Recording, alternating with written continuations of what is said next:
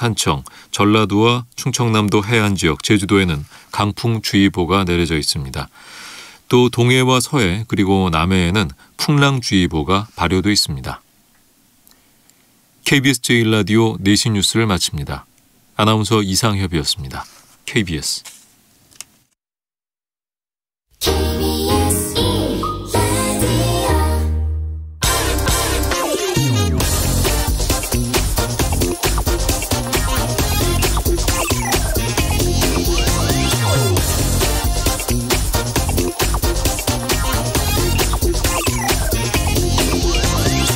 오늘부터 종부세가 발동됩니다. 역대급, 또 세금 폭탄 이런 말이 등장하지만 분명한 건 우리나라 전체 국민의 약 98%는 이 종부세 고지서를 받지 않습니다. 또 1주택자의 경우 종부세 대상이라 할지라도 세금이 그리 많이 오르진 않습니다. 문제는 다주택자들입니다. 집이 3채 이상이거나 이른바 똘똘한 2채를 가지고 있을 경우 종부세와 재산세를 합친 보유세가 1억 원이 넘을 것이라는 예상입니다. 다주택자들은 이거 나머지 집을 팔려고 해도 양도세가 워낙 중과세되기 때문에 이거 팔 수도 없다 이렇게 항변하고 있습니다. 그렇지만 정부가 지난해 세제를 개편하면서 이 다주택자들에게 1년의 시간을 분명히 줬습니다. 1년 뒤 그러니까 올해 6월부터죠. 올해 6월부터는 이 다주택자들은 종부세도 크게 오르고 또 양도세도 분명히 중과세되니까 그 안에 한 채만 남기고 팔아라 라고 말이죠. 시간을 충분히 줬지만 팔지 않았습니다. 그리고 집값을 미치게 만드는데 큰 몫을 했습니다. 이제 와서 양도세를 이거 다시 내려주면 정부의 말을 믿고 집을 판 그 국민들은 그럼 뭐가 되겠습니까? 또 양도세 다시 내려준다고 이 다주택자들이 투기 목적으로 사들인 이 집을 내놓을까? 이것도 정말 의문스럽습니다. 네, 경제와 정의를 다잡는 홍반장, 저는 KBS 기자 홍사원입니다. 이번 주 청취자 여러분을 위한 책 선물 이벤트 진행합니다.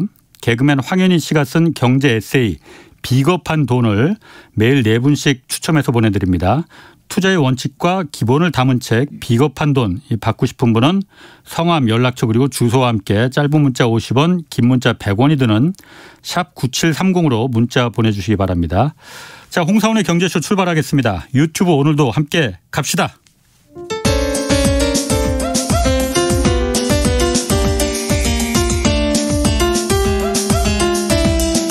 어려운 경제 이슈를 친절하게 풀어드립니다. 돈 되는 경제 정보를 발빠르게 전해드립니다. 예리하면서도 따뜻한 신사 이종우 이코노미스트의 원포인트 경제 레슨.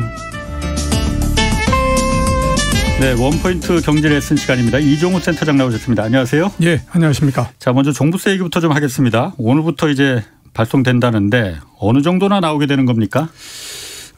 전체적으로는 조금씩 많이 다르기 때문에요. 예. 일괄적으로 딱 얘기하기는 어려운데 제가 보기에는 두 가지가 같이 겹치지 않을까라는 생각이 듭니다. 예. 하나는 뭐냐면 예상했던 대로 엄청나게 나왔다. 예. 또 하나는 생각보다는 적게 나왔네. 1주택자와 다주택자. 예, 그렇죠. 이렇게 두 개가. 예. 왜 1주택자들이 생각보다 적게 나왔다라고 생각하냐 하면 예.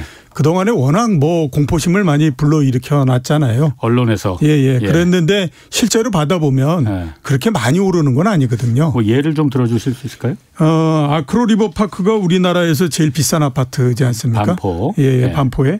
전용 면적이 84제곱미터이면 작년도에 종부세가 518만 원이었고요. 예. 그다음에 재산세가 725만 원이었기 때문에 합치면 1245만 원입니다. 1243만 원입니다. 그런데 올해 지금 올라서 나오는 거 보면 종부세가 518만 원에서 582만 원이 됐고요. 한 70만 원. 예, 70만 원 정도 올랐죠. 그다음에 재산세가 725만 원에서 786만 원이 됐습니다. 그래서 전체적으로 내야 되는 돈이 1243만 원에서 1368만 원이 됐거든요. 그러니까 120만 원 정도 오른 거예요. 아크로 리버파크 84제곱미터가 지금 시가는 얼마나 돼요? 그 한 40억 정도 되지 않나요? 이 부과되는 기준이 6월 말 기준으로 하지 않습니까? 올해 6월 말에 얼마였냐면 34억 7천만 원이고요. 작년도 6월 말이 30억 1천만 원입니다. 그러면 그 사이에 오른 게 4억 6천만 원입니다. 예. 4억 6천만 원 올랐는데 세금이 120만 원 오른 거죠. 예. 그렇게 따지면 많이 오른 게 아니죠. 그렇군요. 예, 그렇기 때문에 예, 이제 이렇게 한 채를 가지고 그랬던 사람은 예. 이게 뭐 당초에 워낙들 많이 공포를 불러일으켜 놨기 때문에 엄청나게 오를 거다라고 생각했는데 120만 원 정도밖에 안 올랐기 때문에 그렇죠. 뭐 견딜만 하다 이런 생각을 할 겁니다. 근데 똑같이 거기에다가 똘똘한 한 채라고 해서 더 한 채를 갖고 있게 되면 어떻게 되냐. 2주택자. 예, 2주택자. 그래서 그 사람이 똑같이 이제 마포에 대미안에 하나 더 갖고 있다라고 하게 되면요. 작년도에 종부세랑 재산세 합쳐서 4,430만 원 나왔거든요. 올해 어느 정도 나왔냐면 1억 900만 원 정도 나옵니다. 진짜 억소리 나네. 예, 그러면 이제 원 가까이 더 그건 한 6천만 원 정도 더 나오는 거죠. 2주택자니까 뭐 집값 오른 거는 그보다 집값 오른 거는 뭐 그거에 뭐 굉장히 10억 가까이 올라갔을 것 같은데. 예, 그렇죠. 앞에서 제가 그 아크로 리버파크 말씀드렸던 것처럼 4억 6천 오르고 120만 원 정도 더 올랐으니까 똑같이 보게 되면 한 10억 정도 더 올라가는 거거든요. 그리고 세금 6천만 원 더 낸 거고. 그렇죠. 뭐 그런 형태인 거죠. 그러니까 뭐 그래서 지금 양도세 그러니까 다주택자들이 대상으로 해서 지금 종부세를 크게 올린 거니까. 예, 그렇죠. 뭐 사실 1주택자들은 그렇게 뭐 물론 세금 올린다고 해서 좋아할 사람은 없습니다. 그렇지만은 자산 가격이 집값이 그만큼 올라간 거에 비하면은 사실 종부세 올라간 게 그게 정말 폭탄이냐. 정말 좀 물어보고 싶습니다. 그렇죠. 그 전체적으로 종부세 내는 사람이 94만 7천 명이고요. 그 중에 2주택자, 조정지역의 2주택자나 3주택자 이상자가 41만 명이거든요. 그러니까 대충 보면 한 50만 명 정도는 1주택자로 해석을 한 거니까 나머지 41만 명인데 41만 명은 앞에 말씀하셨던 것처럼 그 사람들은 정부가 1년 동안 그 다 얘기를 하고 이렇게 될 거다라고 얘기했는데 안 한 거잖아요. 그렇죠. 안 해놓고 지금 와가지고 세금이 많이 나왔다라고 얘기하면 안 되고요. 저는 그만큼 또 그 언론도 문제가 있다라는 생각이 드는데 매우 문제 많습니다. 어제 같은 경우에 보면 이런 얘기가 합니다. 이 그 종부세 내려고 대부업체에다가 돈 빌려서 낸다 이런 얘기 하거든요. 대부업체에 돈 빌리면 이자가 몇 %인데 그러니까. 그게 말이 되는 얘기가 아니거든요. 그러니까 맨날 그래 놓고서는 그러니까는 기레기 소리 듣는 거야 그거. 그러니까 이럴 조금만 때 생각해 보면 그게 말이 됩니까? 그건 말이 안 되는 얘기죠. 아무리 생각하더라도. 그러니까 그렇게 해가지고 대부업체에 뭐 20%씩의 이자를 지급하면서까지 세금을 내기 위해서 그 돈을 빌릴 바에는 제가 봤을 때는 은행에 가서 그거를 더 그 빚을 내든지 아니면 그 새마을금고 이런 데에서도 내든지 그게 아니면 집을 팔든지 뭐 이런 형태가 되는 거거든요. 그거 분명히 확인도 안 하고 쓴 겁니다. 그거는 뭐 제가 봤을 때 소설 쓴 거야. 그게 말이 되나 그게. 참 제가 기자지만은 정말 우리나라 언론 너무나 문제가 많습니다. 특히 부동산과 관련해서 진짜 문제가 많습니다. 뭐 그 얘기 계속하기엔 좀 그렇고. 어쨌든 그래서 지금 다주택자들이 대상이다 보니까 다주택자들이 이번에 억소리가 났고 내년에 더 오른단 말이에요. 그렇죠. 그러다 보니까 퇴로를 좀 열어달라. 양도세 지금 너무 중과세 올해부터 이제 중과세가 적용이 되잖아요. 적용이 됐잖아요.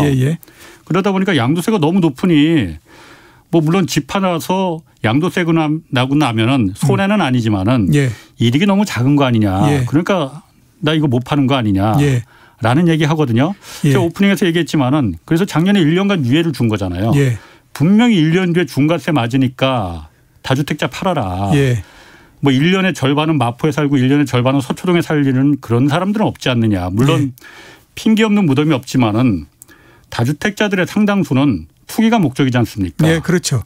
그 양도세 지금 국회에서도 지금 논의가 되고 있다고 하면서요, 그거. 국회에서 논의가 되고 있고요. 앞에서 말씀하셨던 그 대상자는 41만 명 정도밖에 안 되는 거거든요. 그런 건데 국회에서 지금 여야에서 합의가 된 거는 1세대 1주택 그러니까 1주택자에 대해서는 양도세 그 비과세 그 기준을 지금 9억에서 12억으로 높이자라고 하는 거에 대해서는 합의가 된 상태입니다. 그렇기 때문에 그거는 아마 이제 법제화돼서 나올 거고 그다음에 이제 하나 지금 걸리는 거는 일가구 1주택을 갖고 있다고 하더라도 장기적으로 계속 갖고 있게 되면 예. 그 특별공제를 해 주지 않습니까? 특별공제 있어요. 예. 그 장기 특별공제를 도대체 어떻게 할 건가 예. 하는 거에 대해서는 아직 합의가 나지 않은 상태입니다. 예. 그러니까 지금 여당 같은 경우에는 만약에 내가 한 주택을 갖고 있다가 3년 정도 지났는데 예. 두 번째 주택을 갖고 그렇게 해서 한 2년 정도를 갖고 있다가 한 주택을 팔아버렸다. 예. 그러면 이전에 3년 동안 한 주택을 갖고 있었던 거가 무효가 돼버리는 겁니다. 그런 형태인데 예. 야당 같은 경우에는 그 팔면 그걸 부활시켜 주자. 그 소급해서 3년 동안 한 1주택이었던 걸 인정해 주자. 예. 이런 형태로서 지금 얘기를 하고 있어서 둘이 지금 아직 합의가 안 난 부분들입니다. 현재까지 합의 난 거는 1가구 1주택 9억 원에서 12억으로 인상하는 거. 뭐 세금에 대해서는 뭐 여당도 그렇고 야당도 그렇고 어쨌든 입법기관에서 입장 차이가 있겠지만은 예. 이 다주택자에 대해서 이 세금을 깎아주는 거는 그쪽으로 가라고 국민들에게 선동하는 것밖에 저는 안 된다고 생각해요. 그렇죠. 예. 네. 자, 절대 다수하고도 별로 관계가 없는 얘기입니다. 그렇죠. 자, 뭐 종부세 얘기는 뭐 거기서 이제 좀 그만하고 열만 받으니까 다른 나라에서도 지금 전 세계 미국도 그렇고 많은 나라에서 지금 세금을 어쨌든 올리는 작업을 진행을 하고 있어요. 이게 코로나 때 워낙 많은 돈을 썼으니까 지금 어떻게 진행이 되고 있습니까? 지금 뭐 전 세계적으로 증세가 이제 조금씩 가속화되고 있는 상태고요. 내년도 같은 경우를 우리가 판단해 볼 때 내년도에 몇 가지 트렌드 중에 하나는 증세입니다. 모든 나라들이 세금을 다 올릴 수밖에 없고요. 여러 가지 형태로서 세금을 인상을 하고 이런 형태로서 갈 텐데 지금까지 진행되는 패턴은 크게 봐서는 한 4가지 정도로서 정리할 수 있습니다. 하나는 뭐냐면 그 최고세율이라고 하죠. 그러니까 소득세. 돈을 많이 갖고 있고 부자인 사람들의 소득세의 최고 한도를 계속해서 높이는 거. 이게 이제 첫 번째고요. 두 번째는 뭐냐 하면 이제 그 기업들의 법인세율을 인정하는 거. 이게 두 번째고 세 번째는 그 우리가 탄소세 이런 거 얘기하지 않습니까? 그래서 환경과 관련한 세금을 부과하는 거. 이게 세 번째 방안이고 네 번째는 아예 디지털세나 최저한세 이런 것처럼 새로운 항목의 세금을 다시 또 만드는 거. 이런 네 가지 패턴으로서 나오고 있는데요. 현재 가장 유행하고 있는 거는 그 고소득자에 대해서 세금, 그러니까 그 소득세 최고 한도를 계속해서 높이는 이 방안이 지금 가장 활발하게 진행이 되고 있는 상태입니다.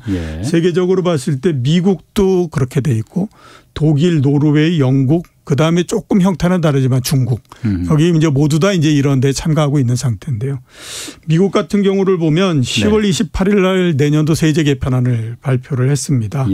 투자 수익에 대해서 3.8%의 부가세를 내도록 하는데 그 대상을 이제 굉장히 확대하겠다라고 했고요. 그다음에 이제 고소득자에 대해서 누진세율을 보다 더 세게 적용하겠다. 이제 이런 얘기를 하고 있습니다. 굉장히 그 논란이 됐던 것 중에 하나가 뭐냐면 미국에서 대단한 슈퍼리치들, 억만장자들, 이런 사람들 일론 머스크가 좀 삐졌다면서요? 그렇죠. 이런 사람들이 한 700명 정도 되거든요. 이 700명에 대해서는 가지고 있는 자산 중에 미실현된 이익이라고 하더라도 즉 내가 주식을 갖고 있는데 주식을 팔지 않았다고 하더라도 당신이 가지고 있는 그 주식에 뭐 원초 가격하고 지금하고 따졌을 때 어느 정도 될 거다. 그거에 20% 세금 내라. 이렇게 하는 거를 이제 도입하려고 했었죠. 그런데 아직까지 이제 거기에 대해서는 합의를 내지 못한 상태이기 때문에 그 부분은 보류를 하고 세금을 이제 올리는 그런 형태로서 했고요. 그다음에 이제 독일이 메르켈 총리가 사임을 했고 그다음에 그 새로 그 총선을 해가지고 12월 달에 정부가 새로 출범하거든요. 1차로 내놓은 게 뭐냐면 부유세 도입하겠다. 이렇게 얘기를 했습니다. 독일도 그렇군요. 그렇죠. 노르웨이도 총선에서 승리를 해서 부자들한테 보다 더 많은 그 세금을 매기겠다. 이렇게 이제 나왔어요. 영국 같은 경우가 지금이 이제 우파 정권이거든요. 저 보수당 정권인데 그 존슨 총리가 내년도 예산에다가 복지를 강화하기 위한 그 방안을 넣으면서 부자들에게 대한 증세를 하겠다라고 네. 얘기를 했고요. 그 방안의 하나로서 배당 소득세를 1.2% 올리는 예. 그런 방안을 지금 내놨습니다. 그렇군요. 그러니까 전 세계적으로 상당히 이렇게 많이들 했고요. 중국은 조금 다른 형태를 하고 있습니다. 그게 뭐냐면 부동산세를 매기겠다라고 예. 하는 겁니다. 중국 같은 경우에는 세제 자체가 예. 그 개혁 개방되기 이전의 거의 형태입니다. 그렇기 때문에 그 당시에는 보면 이제 세금을 매길 수 있는 데가 예. 기업뿐이 없었거든요. 특히 국유기업. 예. 이 때문에 그 전에는 이제 법인세를 중심으로 해서 세금이 만들어졌고 소득세는 굉장히 낮았고요. 예. 그 다음에 부동산 관련한 세는 없었고. 아 그래요? 부동산세가 아예 없었어요. 예예. 근데 이번에 이제 부동산세를 신설을 해서 예. 10개 도시에 대해서 부동산세를 매기는 예. 그런 방안을 지금 내놨거든요. 그러니까 중국 입장에서는 이제 조금 다른 형태의 세금을 그러게요. 이제 매기는 그런 형태로서 가는 거죠. 중국 같은 경우에 뭐 시멘트 GDP라고 해서 부동산이 예. 뭐 GDP의 중국 GDP의 30%를 차지할 정도로 큰 포션을 차지하고 있는데 예. 거기에 대해서 여태까지 세금이 없었다는 건 좀 의외네요, 그거는. 그러니까 굉장히 아무튼 세제 자체가 네. 과거에서 형태고요. 그렇게 되다 보니까 어떤 일이 벌어지냐면 세입 세출 이런 거 있지 않습니까? 예. 중앙정부는 세입이 훨씬 더 많고요. 예. 그다음에 지방정부는 세입이 굉장히 적기 때문에 예. 지방정부가 인프라도 깔고 뭐 복지도 하고 이렇게 하기 위해서 쓰는 돈이 뭐였냐면 지방정부가 가지고 있는 땅을 계속해서 파는 거. 그걸 가지고 했었는데 땅을 판다라고 하는 것 자체가 한계가 있지 않습니까? 땅이 뭐 무한한 것도 그렇지. 아니니까. 그러니까 아마 그런 측면에다가 최근에 부동산 가격도 너무 올라오고 그러니까 부동산도 좀 잡아야 되고 그런 측면에서 아마 부동산 세금을 몰리는 것 같습니다. 그럼 지금 미국도 그렇고 아까 그 영국 보리스 총리는 우파 정권인데 거기도 영국도 그렇고 지금 그 부자들한테 더 많은 책임을 과하고 세금을 걷어들이려고 하는 거는 사실 예전 그 미국의 레이건 대통령하고 영국 마가렛 대처 수상 그 레이건하고 대처 시대 이후로 신자유주의가 어쨌든 전체적인 경제 기조를 이제 다 이제 이게 맞아. 시장에 맡겨둬야 돼. 정부는 작을수록 좋아. 정부는 가급적이면 참견하지 마. 이러면서 이제 감세 이런 부분이 경제 정책의 기조였었잖아요. 네, 그렇죠. 지금 그러면 뭐 아직 뭐 속단하긴 이르지만은 그 경제 기조가 전체적으로 좀 바뀌는 거라고 좀 볼 수 있는 거예요. 전체적으로 기조가 좀 바뀌는 형태다라고 봐야 되죠. 그러니까 그 아까 말씀하셨던 것처럼 레이거노믹스 제일 먼저 들어오면서 했던 게 법인세 인하하면서부터 시작했었거든요. 그러니까 이번 같은 경우에 이제 세금을 인상하는 걸로 해서 이게 이제 기조가 바뀌는 형태로서 가는데요. 이 기조가 바뀌는 거는 그동안 꾸준히 계속해서 진행돼 왔던 부분들입니다. 그러니까 20세기 전체적으로 경제를 보면 그 시장에다가 어떤 그 역할을 맡길 건가, 정부는 어느 정도의 역할을 할 건가 이거에 따라서 계속해서 바뀌어오는 형태였거든요. 아시는 것처럼 1930년 대공황 이전까지는 시장에다가 무한한 자유를 주는 형태였었죠. 그때 뭐 양극화가 극에 달했었죠. 그렇죠. 그렇기 때문에 아무튼 정부의 역할도 굉장히 많이 줄었고요. 그래서 기록을 보면 이런 기록이 나옵니다. 1910년도에 하도 정부의 인원이 적어서 그러니까 그 만약에 정부 그 공무원이 5만 명이다라고 하면 그중에 4만 2천 명은 최신부 그러니까 그 우리도 그 우정사업부 거기에서 그 편지 배달해주고 그러는 사람을 제외하면 전국적으로 8천 명 정도밖에 공무원이 없었다. 그래서 백악관에도 공무원이 없어가지고 대통령이 직접 문을 열고 들어오고 나가고 이런 형태가 돼야 됐다 이렇게 얘기를 하거든요. 그 정도로 이제 그걸 해서 당시에는 세금도 굉장히 낮게 했었는데 그러다 보니까 이게 뭐 거의 그 난리가 나는 형태가 됐죠. 대공황이 되면서. 그래서 이제 기조가 정부의 역할을 크게 하는 형태로서 가지 않았습니까? 그 기조가 70년대 말까지 갔거든요. 그리고 그 기조로 해서 1960년대 미국이 되게 굉장하게 경제가 좋았던 때가 있었습니다. 이제 그런데 문제는 뭐냐면 정부의 역할이 굉장히 커지다 보니까 세금이 계속해서 올라가는 형태가 됐어요. 그래서 최고 갈 때는 소득세 최고 세율이 91%였습니다. 맞습니다. 그런 때 있었어요. 그다음에 법인세가 그 52%였고요. 그다음에 상속세가 70%였었어요. 그러니까 가만히 따져보면 네가 100을 벌면 92를 국가에다 내고 8을 네가 갖고 가라. 이거 아마 우리나라에서 그렇게 했다 그러면 공산주의 얘기 좀 꽤나 많이 나왔을 거다. 빨갱이 나오지. 라는 생각이 들거든요. 그런 정도까지 갔었는데 이제 그렇게 되다 보니까 또 마찬가지로 이게 그 기업의 이 이 사업을 하고 이러는 데에 대한 동력이 많이 떨어지는 형태가 되지 않습니까? 예, 그러면서 이제 계속해서 경제가 나빠져 가지고 80년대에서부터 지금 이제 이렇게 된 그러니까 거거든요. 좀 과하긴 과했네. 예, 그렇죠. 근데 이제 이렇게 또 시장의 역할을 굉장히 크게 하고 정부의 역할을 적게 하고 하다 보면 어떤 문제가 발생하냐면 빈부의 격차가 엄청나게 벌어져 버리는 형태가 됩니다. 그리고 제가 생각하기에는 2008년도 금융위기와 그 시점을 거해서 그게 이제 견딜 수 없는 한계를 지났다라고 봐야 되죠. 그러니까 조금씩 수정이 되는 과정이고 이번에 이제 코로나19로 해가지고 그게 훨씬 더 빨라지는 형태가 되지 않았나. 그렇게 되기니까 자연적으로 과거에 이제 레이거노믹스에서부터 시작했던 신자유주의 이런 부분들이 조금씩 퇴색하는 형태 이렇게 되지 않나라는 생각이 듭니다. 예전에 그 로버트 라이시라고 미국 클린턴 장관 때 그 노동부 장관 했던 사람 있잖아요. 그분이 그렇죠. 이제 쓴 책이 위기는 왜 항상 반복되는가라는 책에서 그 빈부의 격차가 양극화가 벌어질 때까지 그러니까 미국의 1930년대 그 대공황 직전에는 굉장히 컸잖아요. 그렇죠. 그러니까 이게 소나타 타는 사람과 벤츠 타는 사람 정도 차이는 이제 양극화는 견디는데 사람들이 이게 소나타 타는 사람과 자가용 비행기까지는 견딜 수가 없는 기라. 그렇죠. 그러니까 그때는 이제 다 같이 망하자는 식으로 대공황 또는 금융위기라는 식으로 해서 다시 이제 격차가 줄어들었다가 다시 또 벌어지고 이렇게 위기가 반복되는 뭐 그런 문구가 있어서 제가 그게 좀 생각이 그렇죠. 나더라고요. 케인스가 그런 얘기를 했습니다. 이게 만약에 이렇게 빈부의 격차가 벌어진다고 하더라도 사회 전체적으로 굉장히 발전해가면서 경제 성장이 굉장히 빨라지면 빈부격차의 빈 쪽에 있는 사람들도 우리가 나중에 좋아질 수 있다라고 하는 희망을 갖기 때문에 견디는데 그게 아니라 성장이 굉장히 둔화되는 형태에서 빈부의 격차가 벌어지면 이거는 사회를 엎어버리자라는 형태로서 나오기 때문에 굉장히 위험해진다라고 얘기하거든요. 근데 지금은 전 세계적으로 보면 성장이 굉장히 커지면서 빈부의 격차가 늘어나는 형태가 아니라 성장은 정체되면서 빈부의 격차가 늘어나는 형태가 되다 보니까 이제는 수정을 할 수밖에 없는 상태 이렇게 이제 된다라고 봐야 되죠. 맞습니다. 그래서 지금 이 국제적으로 이제 세금이 증세 각국별로 나라별로 이제 개별적으로 세금을 올리고 이런 거는 있는데 사실 여태까지 나라마다 세금 체계, 조세 체계가 다 다르다 보니까는 국제적인 조세 공조가 좀 안 됐었잖아요. 그렇죠. 뭐 그 필요성은 계속 있었는데 그러다 보니까 조세 회피처로 맨날 가고 세금 띄어먹고 그런 게 뭐 워낙 구글이나 애플이 뭐 빈번하다 보니까 뭐 우리나라 기업도 없는 건 아닙니다. 이번에 그런데 국제적인 조세 이제 공조 체계 처음 이제 막 시작된 게 이 디지털세 이게 시작이잖아요. 그렇죠. G20, G20에서 이게 합의가 된 거죠. 디지털세 뭐 아는 분들도 많이 있지만은 이게 어떻게 된 뭔지 한번 간략하게 좀 얘기해 주시죠. 일단 이제 디지털세는 이렇게 보시면 됩니다. 규모가 크고 이익률도 상당히 높고 이런 다국적 기업들이 그 초과 이윤에 대한 과세권을 실제 영업이 이루어진 나라에다 준다라고 하는 겁니다. 그러니까 이거는 이제 달리 얘기하면 이런 거죠.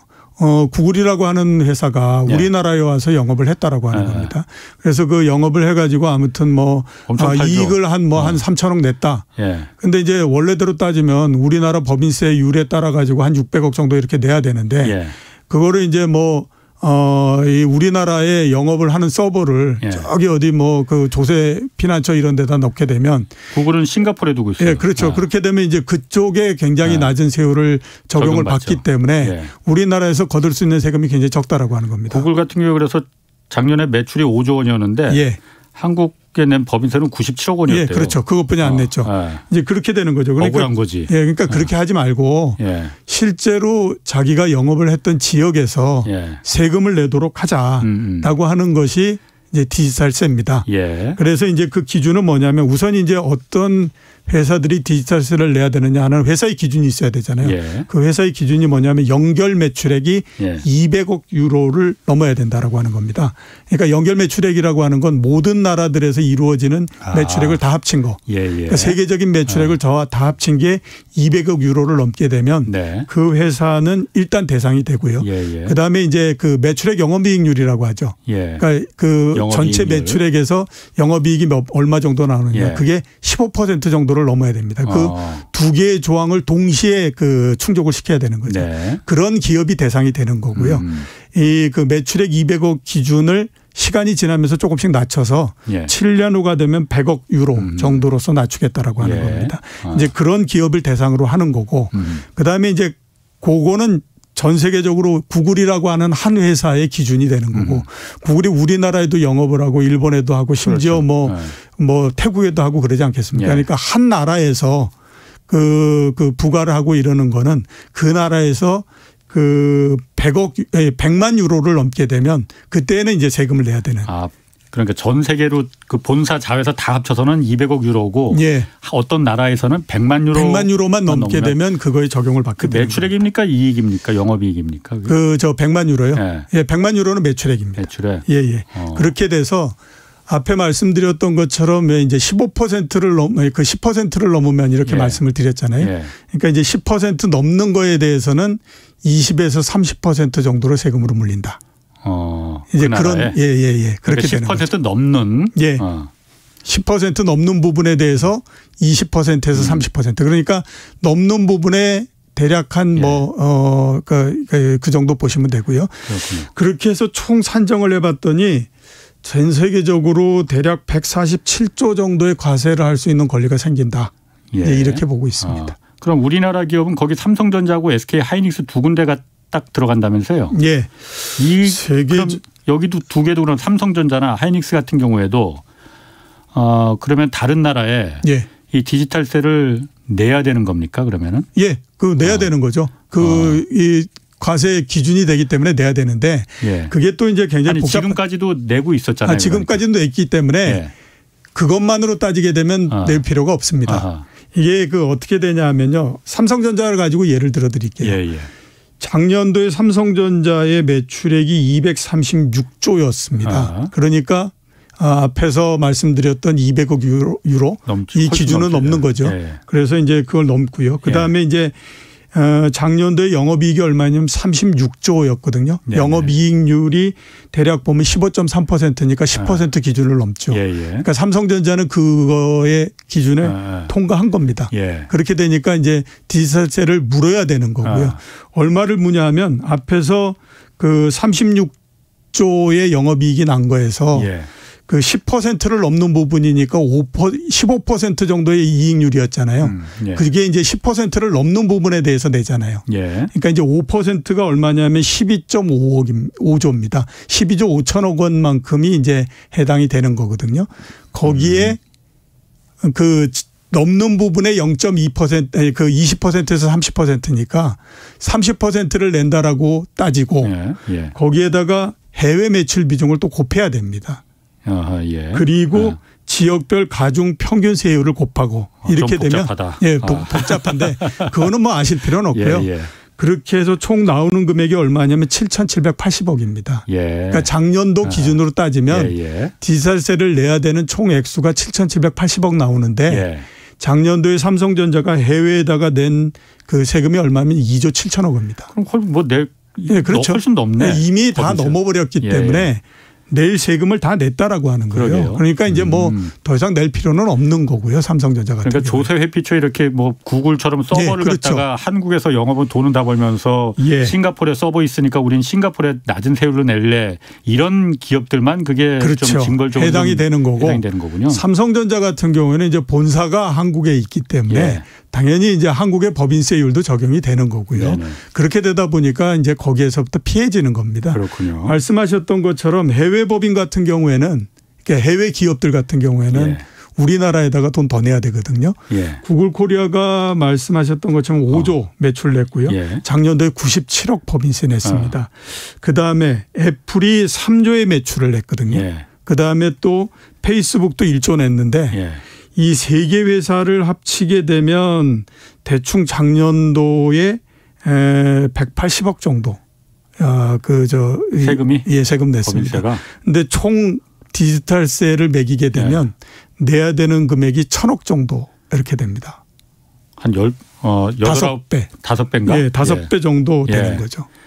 그 도입해야 하네 디지털세. 그렇죠. 그러니까 이게 삼성전자처럼 본사가 한국에 있고 그다음에 또 뭐 미국에 영업을 하고 그러면서 미국의 법인세율이 22%거든요. 그렇죠. 그런 데는 그 크게 이 관계가 없고 대신에 이제 조세 피처에 이 본사가 있고 서버 있고 뭐 이런 회사들 같은 경우에는 이제 거기에 적용을 받을 수밖에 없는 거죠. 이게 그 최저한도 세 그것도 같이 도입되잖아요. 예, 이거하고도 그렇죠. 그러니까 디지털세하고 차이가 있는 건가요? 최저한도세는 별도죠, 그러니까. 예, 따로입니다. 앞에서 말씀드렸던 것처럼 이제 디지털세는 예. 영업이 이루어진 곳에서 내라라고 하는 거고, 그다음에 최저한세라고 하는 건 뭐냐면 이게 그 세계적으로 이렇게 쭉 최저 한도를 매겼는데 그 법인세가 다 나라마다 다르니까. 예, 그렇죠. 다 나라서. 근데 이제 조세 피처 이런 데는 굉장히 낮잖아요. 그렇죠. 그렇게 해서 만약에 최저 한도세를 15%로 매겼는데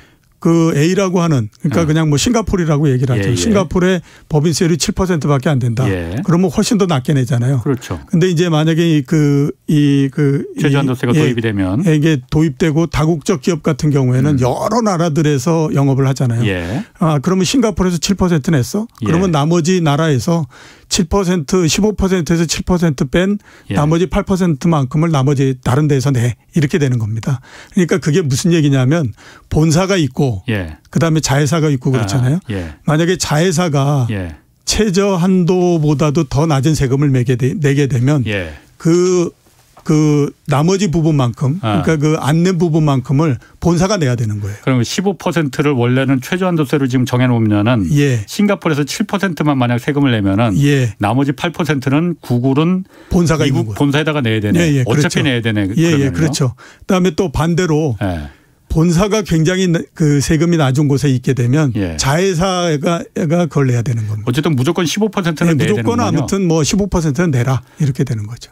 그렇게 되면은 제가 만약 구글 회장이라 뭐 넷플릭스 회장이라고 하면은 어차피 내야 되는데 굳이 그러면은 뭐 서버를 뭐 조세 피처로 갖다 두고 무슨 뭐 알지도 못하는 나라에 뭐 갖다 두고 이렇게 할 필요 없을 것 같은데요, 그러면은? 그게 이제 이번 세금을 도입한 가장 큰 목적 이렇게 이제 볼 수 있는 거죠. 그러니까 영업을 해서 어느 정도 돈을 벌었으면 그에 맞는 만큼 세금을 내라라고 하는 겁니다. 그런데 여태까지 봤더니 계속해서 너희들은 회피하고 돌아다니면서 세금을 안 내고 그랬으니 그거는 이제 인정을 못 하겠다라고 하는 거거든요. 그래서 이 조세를 이렇게 회피하는 거를 막기 위한 조치 이런 것들은요 굉장히 오래전서부터 얘기가 됐던 거예요. 2015년도에 이미 그 G20 국가 이런 데서 야 이걸 좀 막아보자라고 하는 걸로 나갑니다. 그래서 그때서부터 이게 프로젝트를 진행을 하기 시작을 해서 이 그 조세 회피를 하는 형태를 쭉 분류를 해서 15개의 프로젝트를 이제 출범을 시킵니다. 그래서 시작을 했던 거였거든요.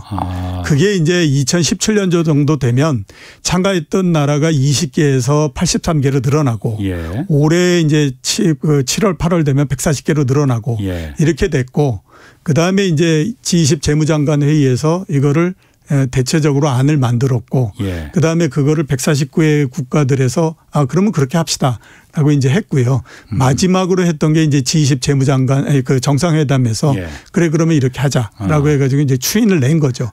이렇게 된 것 자체가 오래전서부터 보니까 계획이 다 있었구만요. 이게 다국적 기업들이 이게 계속 세금도 안 내고 계속 이렇게 가니까 이건 좀 너무한 것 같다. 이렇게 해서 이제 계속 한 거거든요. 다국적 기업들이 가장 많은 데가 어쨌든 미국이니까 미국이 이게 원래 이 국제 조세 이 협력을 유럽에서 유럽 국가들이 주로 처음부터 추진을 했었다면서요. 미국은 그러면 처음부터 좀 긍정적인 입장이었습니까? 아니면 끌려가다가 그냥 마지못해 그냥 오케이 하는 입장이었습니까? 처음에 그게 정부에 따라서 조금씩 많이 바뀌기는 했는데요. 처음서부터 그냥 두 가지로만 본다라고 하면 처음서부터 별로 그렇게 하고 싶어 하지는 않았었죠. 그러니까 왜 그러냐면 이제 과거에는 한 2010년 이전까지만 하더라도 구글이나 애플이나 그다음에 뭐 이런 데가 아마존이나 이런 데가 이 대상이 그렇게 크게 되지는 않았었거든요. 그러면 이제 나머지 기업들 같은 경우에 보면 대개 뭐 코카콜라, 네슬러, 나이키, 뭐 존슨앤존슨 이런 데잖아요. 이런 데 이제 미국의 전통적으로 강한 제조업 기업들이기 때문에 이걸 굳이 그렇게 할 이유가 있을까라는 생각을 많이 했죠. 그렇기 때문에 이제 과거에는 이렇게 이런 세금을 도입하고 하는 데에 대해서 미국이 그렇게 적극성을 띠거나 그러지는 않았습니다. 근데 이제 보다 더 적극성을 띠기 시작했던 건 이번 정부 들어오면서부터고 이게 왜 그러냐면 구글이나 이런 데가 이제 굉장히 커지면서 점차적으로 보니까 정부의 기능을 계속해서 이게 압박을 하는 형태까지도 진행이 됐거든요. 그러니까 예를 들어서 이제 그런 거지 않습니까? 이 사람들이 소비를 하고 이러는 패턴의 데이터를 모두 다 갖고 있다 보니까 정부는 갖고 있지 못한 데이터를 기업들은 전부 다 갖고 있는 거잖아요. 그러니까 정부 입장에서 봤을 때는 저것들이 도대체 얼마나 커서 정부를 위협할지 모르겠다 이런 생각이 드니까 이게 기업을 좀 압박을 해야 될 필요가 있겠다라는 생각이 든 거죠. 특히 이제 빅테크 기업 이런 데는 이제 우리가 뭔가 이렇게 좀 압박을 해야 되겠다라는 생각을 가지니까 그런 의미에서 이제 보다 더 적극성을 갖게 만든 것들이 이번 이제 그거였고요. 이 전에 트럼프 행정부 때만 하더라도 그때는 이제 신자유주의 이 부분이 계속이었기 때문에 그냥 뭐 기업의 법인세를 낮추고 뭐 이런 거에 굉장히 그 포인트를 둬서 그때까지만 해도 별로 하지 않았었는데 이번 정부 들면서 이제 그렇게 된 거죠. 구글 같은 경우에 처음에 그 회사 설립할 때 그 모토가 그거였대요. Don't be evil. 그러니까 발음 뭐 괜찮았습니까? 뭐 사악해지지 말자. 그런데 지금 보면은 이 조세의 피처를 이렇게 다 옮겨가면서 세금 어떻게든 적게 내려고 사악해진 거 이불이 된 것 같다는 생각이 좀 들어요. 돈 앞에서 이게 그러니까 자본주의겠죠 이게. 그러니까 누군가 통제하지 않으면은 이불이 사악해질 수밖에 없는 게 뭐 그 자본인 것 같아요. 네, 그렇기 때문에 자본주의에서 국가 정부의 역할이라고 하는 건 기업들의 그 탐욕이 끝을 향해서 가지 못하도록 막는 것이 정부의 역할이지 않습니까? 그 면에서도 우리가 생각을 해볼 수 있다. 이렇게 이제 봐야 되겠죠.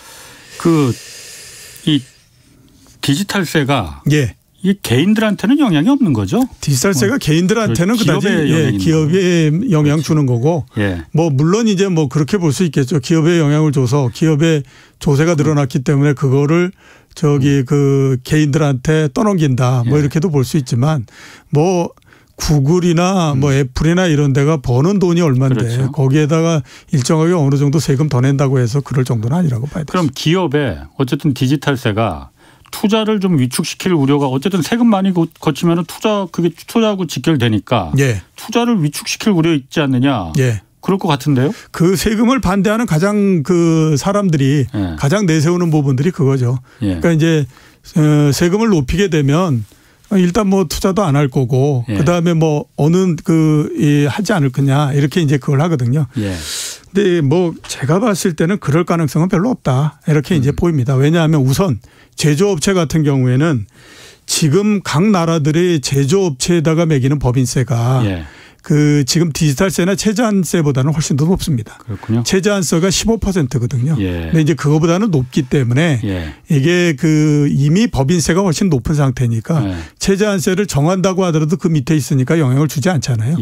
그다음에 또 제조업체 같은 데에서 투자하고 이러는 목적이 세금 깎아주는 것만 보고 하는 건 아니거든요. 물론이죠. 인건비나 이런 부분들까지 다 있기 때문에 그런 것들을 감안하게 되면 뭐 투자가 많이 줄어든다든가 이럴 가능성은 별로 없다라고 봐야 될 것 같고요. 그러니까 이제 뭐 좀 영향이 있다라고 하게 되면 빅테크 기업들 뭐 이런 그 기업들인데 그거는 또 제조업하고 아주 다른 형태의 모양들이기 때문에 그런 데는 어느 정도 좀 영향을 줄 수 있다. 이렇게 이제 봐야 되겠죠. 자, 국내로 좀 다시 돌아와서 어쨌든 뭐 선거의 계절이 지금 다가오고 있습니다. 뭐 그 대선 주자들 그런 지금 어쨌든 증세 아니면 뭐 감세 어쨌든 세금에 대한 정책 공약들 지금 내놓고 있잖아요. 특히 부동산 세금 지금 이번 선거가 부동산 선거다라는 말이 있을 정도로 하여튼 그 부동산 관심 많은데 이 세금 관련해서 어떤 것들이 좀 논의가 되고 있습니까? 유력 주자 2명은 상당히 좀 다른 형태의 정반대죠. 정반대. 그러니까 다른 형태를 내놨는데 글쎄요, 제가 개인적으로 조심해서 말씀하셔야 됩니다. 좀 평가를 해보면 한쪽은 상당히 좀 굉장히 이상적인 거를 굉장히 많이 추구하는 것 같고 그다음에 또 한쪽은 조금 너무 이렇게 소수에 집중을 하는 게 아닌가. 누가 누굴 말하는지 저는 딱 알아듣겠습니다. 그러시죠? 그런 생각이 좀 많이 듭니다. 이재명 후보는 국토 보유세를 지금 얘기를 하고 있습니다. 근본 철학은 뭐냐면 토지라고 하는 것은 공유의 자산이다. 예. 그렇기 때문에 거기에 대해서 세금을 매겨야 된다라고 예. 하는 거거든요. 세금을 매기는데 어떤 형태냐 하면 토지에 대해서 일괄적인 세금을 매기는 형태입니다. 그렇기 때문에 이게 보유세의 형태를 띠고 있다라고 예. 봐야 되거든요. 예. 지금 우리가 제일 처음에 얘기했던 종부세 이런 것들도 다 보유세의 형태를 예. 띠고 있죠. 그런데 이제 두 개가 똑같은 보유세지만 성격은 좀 다릅니다. 예. 그러니까 그 종부세 같은 경우에는 그러니까 이제 그 많은 그 토지나 또는 이제 고가의 주택을 갖고 있어서 일정 기준을 넘어가는 사람들한테 이제 매기는 형태고, 예. 그다음에 이제 국토보유세 같은 경우에는 그 모든 그 이 토지를 갖고 있는 사람들한테 매기는 예. 그런 이제 형태입니다. 그런데 예. 이제 그 국토보유세를 이렇게 매기게 되면 지금 예상으로는 대략 한 50조 정도를 여기서 걷겠다라고 얘기를 하고 있거든요. 그리고 그 이 거둔 거를 예. 그다음에 이제 이 기본소득 이런 형태로 해서 나눠주겠다 이렇게 그걸 네네. 하고 있습니다. 자, 그러면 우리가 그냥 생각하면 아니 조금의 토지를 갖고 있는 사람도 매긴다라고 하면 예. 나한테 불리한 거 아니야? 예. 이제 이렇게 생각할 수밖에 없잖아요. 예. 이제 그거를 그 기본소득 이런 것들을 통해서 지급을 해주기 때문에 예. 전체적으로 80 내지 90% 정도 되는 국민들은 오히려 이 국토보유세를 통해 가지고 이득을 볼 거다. 네. 이렇게 얘기를 하고 있는 그런 그 상태 이렇게 이제 볼 수 있죠. 국토보유세가 지금 그러니까 미국 같은 경우 뭐 이런 미국이 모델이 될 수 있을 것 같은데 미국이 예. 한 1% 정도 된다면서요? 예, 그렇죠. 우리나라로 보면은 우리나라가 그렇게 따진다면 한 0.17% 정도 된다고 0.17%. 예. 그 정도 됩니다. 그러면은 미국처럼 그렇게 1%까지 올릴 그것까지는 아직 예, 모르시나? 당장에 뭐 그거는 아직까지 그렇죠. 타임 스케줄은 나와 있지 않고요. 저항이 좀 클 것 같은데. 예, 그렇죠. 예. 그리고 예. 원래 세금이라고 하는 것이 제일 처음 도입이 돼야 되기 때문에 예. 도입되는 시점에서는 예. 사람들한테 충격을 적게 줘야 되는 거고 예. 그다음에 그게 정착이 되고 난 다음에 필요성이 보다 더 강화되고 네. 그다음에 그 세금을 통해서 뭐에 쓴다라고 하는 것들이 확실하게 이제 예. 잡히고 예. 그거를 혜택을 보는 사람들이 있고 예. 그런 형태가 되면 점차적으로 이제 세율을 높일 수가 있는데 지금 당장에는 그 부분을 하기가 좀 쉽지가 않은 그렇군요. 상태 이렇게 볼 수 있죠. 윤석열 후보 같은 경우는 어떤 부동산에 대해서 어떤 그 종부세를 전면적으로 재검토하겠다라고 하는 부분들입니다. 예. 그래서 이제 1가구 1주택에 대해서는 예. 면제를 하든지 뭐 예. 아무튼 그거를 세율을 다 낮추든지 좀 검토를 하겠고 예. 또 이제 1가구 1주택인데 은퇴하시고 예. 연세도 많이 드시고 이런 분들이 있지 않습니까? 예. 그분들은 소득도 없는데 뭐 만약에 한 강남 아까 말씀드렸던 아크로비스타 이렇게 갖고 있으면 그래도 1년에 한 1,000만 원 정도 세금을 내야 되는데 돈이 예. 없어서 못 낸다. 예. 그거 하니까 그러면 그 세금을 계속해서 유예했다가 예. 상속을 하든지 팔든지 이러면 그때 한꺼번에 받는다. 예. 이제 이런 방안을 내놓고 있는데요. 예. 그 부분에 대해서는 그 국민의힘 안에서도 예. 아직까지 논의된 바는 없습니다. 이렇게 이제 얘기를 하고 있는 그런 상태. 후보 개인의 그럼 그 고민인가요? 현재까지는 그런 상태입니다. 종부세가 이 국세죠? 예, 그렇죠. 그렇죠. 그래 이 종부세 걷어서 주로 종부세가 이제 서울에서 다 거치는 거잖아요. 거의. 주로 이제 서울 수도권 내에서 굉장히 많고요. 그래서 걷어서 지방에 이제 그 교부해 주는 그 용도로 크게 이제 쓰이는 걸 거잖아요. 예, 그렇죠. 예.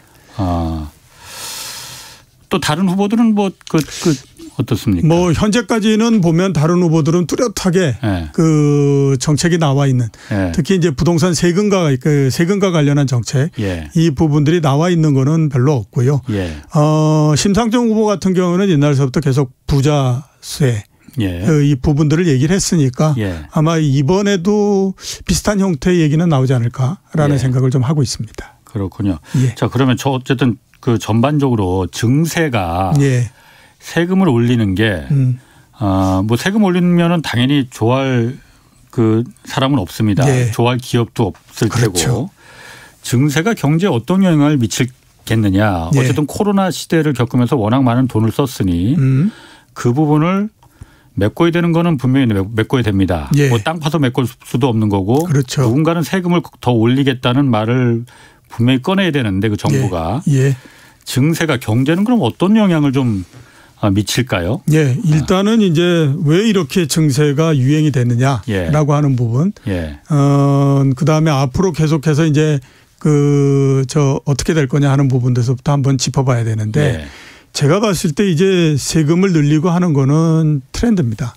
전 세계적으로. 예. 그렇기 때문에 이 부분들은 내년도가 되면 보다 더 강화될 가능성이 굉장히 높습니다. 그러니까 올해는 지금 뭐 미국을 비롯해서 선진국들을 중심으로 해서 얘기가 되고 있는데 예. 내년도는 그게 점점 더 많은 나라들로서 퍼진다라고 봐야 되거든요. 예. 그렇기 때문에 우리나라도 거기에 대해서 예외가 될 수는 없습니다. 예. 그러니까 그런 부분들에서 생각을 하셔야 되는데 왜 이렇게 증세를 계속해서 할 수밖에 없느냐라고 하는 걸 따져보면 그동안에 했던 일이 굉장히 많기 때문에 그렇죠. 우선 보면 정부의 재정 적자가 굉장히 큽니다. 모든 나라들에서. 선진국들의 GDP 대비한 국가 부채, 정부 부채의 평균이 120%거든요. 네. 이거 엄청나게 높은 겁니다. 네네. 그러니까 이게 이거를 해결할 수 있는 방법은 언제까지 무슨 채권 국채 찍어가지고 계속 갈 수는 없지 않습니까? 그것도 한계가 있는 거니까 결국에는 이제 그 세금을 걷어서 할 수밖에 없거든요. 그런데 그동안에 보면 이 세금을 걷는 부분들 그러니까 세입이라고 하는 부분들이 계속해서 그렇게 좋지 않은 형태였어요. 미국 같은 경우를 보면 그 금융위기가 나고 그 GDP 대비해서 세입이 36% 정도였거든요. 34% 정도로서 떨어졌었습니다. 그게 이제 유럽의 금융위기, 재정위기가 나오고 그러면서 야 국가 재정이 튼튼해져야 돼. 이러면서 세금을 좀 많이 걷는 형태가 돼서 36%까지 올라왔다가 최근에 다시 또 34% 이런 정도밖에 안 됩니다.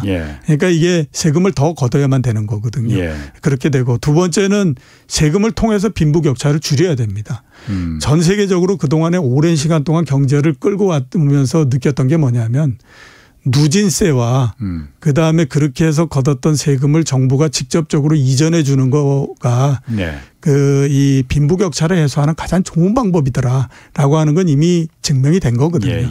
이제 그런 측면에서 봤을 때 계속해서 이 세금 증세는 계속해서 이루어질 수밖에 없다. 이렇게 이제 봐야 됩니다. 그러면 이제 세금을 늘린다라고 했을 때 이게 과연 경제에 어떤 영향을 줄 거냐. 그거는 이제 이 견해가 굉장히 많이 엇갈립니다.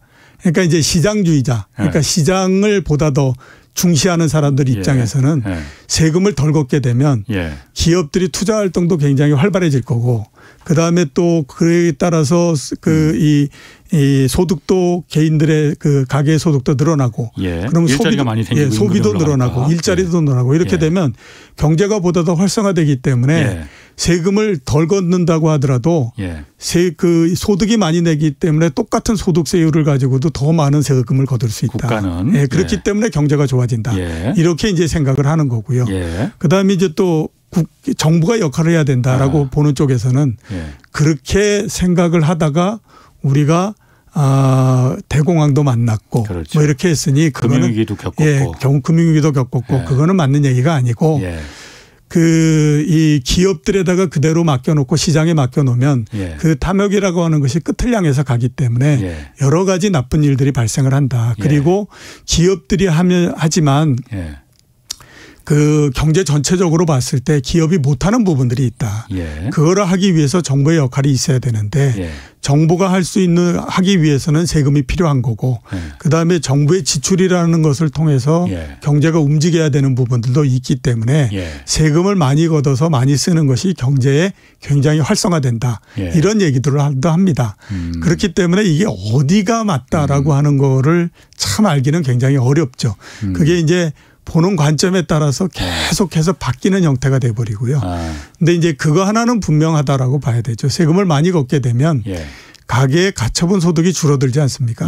그렇기 때문에 가계로 봤을 때는 소비를 할 수 있는 여력이 줄어들기 때문에 그 부분만큼은 마이너스가 되는데 정부가 그만큼을 걷어서 이전 소득을 통해서 다른 가구 그러니까 이 소득이 작은 가구에다가 지원을 해주게 되면 그 부분에서 소득이 늘어나는 부분들이 있기 때문에 매크로적으로 전체를 총괄해서 보게 되면 또 그게 비슷해진다 이런 얘기들을 합니다. 그렇기 때문에 제가 봤을 때는 세금을 많이 걷는 것이 좋으냐 적게 걷는 것이 좋으냐 이거에 대한 논쟁은 50년이 지난다고 하더라도 끝없이 계속되는 논쟁이 될 거라고 봅니다. 그런데 어쨌든 세금을 통해서 이 부의 재분배는 세금을 통해서 하는 게 가장 확실하고 쉬운 방법이라고 그건 이미 입증이 돼 있는 거잖아요. 그렇죠. 그리고 지금 전 세계적으로 증세가 되는 부분이 모든 국민한테 다 세금을 다 올려서 받는 게 아니고 예. 아까 미국에서 슈퍼리치 부자들한테 조금 더 많은 사회적인 책임을 강조하는 그런 지금 기조잖아요. 예, 그렇죠. 그러니까 앞으로도 어차피 지금 그런 형태일 수밖에 없습니다. 예. 특히 지금처럼 빈부의 격차가 굉장히 크게 벌어진 상태에서는 예. 이게 전체에다가 매길 수는 없는 거고요. 그다음에 이제 또 과거 경우를 보더라도 그렇지 예. 않습니까? 그러니까 최고 세율 자체를 92%까지 올렸다라고 해서 그건 좀 심했고 예, 모든 사람들한테 소득세를 예. 92%를 매기는 건 아니니까요. 그렇죠. 예. 그러니까 그 소득이 크고 부자인 사람들한테 더 많은 세금을 매기고 예. 이런 형태로서 가고요. 이제 그게 시간이 덤덤 지나서 정부의 역할이 점점 커지게 되면 담세율이 조금씩 더 올라가는 형태로서 계속 예. 진행된다 이렇게 봐야 되는 거죠. 그렇구나. 당장에는 돈이 많은 사람들, 소득이 많은 사람들한테 보다 더 많은 세금을 매기는 형태. 그런 형태로서 갑니다. 알겠습니다. 앞으로는 전세가 좀 더 큰 정부의 역할이 더 좀 많이 있을 것 같습니다. 예. 자, 오늘 말씀 감사합니다. 지금까지 이종우 센터장 함께했습니다. 고맙습니다. 예, 고맙습니다. 자, 오늘 여기까지 하겠고요. 저는 내일 다시 찾아뵙겠습니다. 지금까지 경제와 정의를 다잡는 홍반장 홍사훈의 경제쇼였습니다.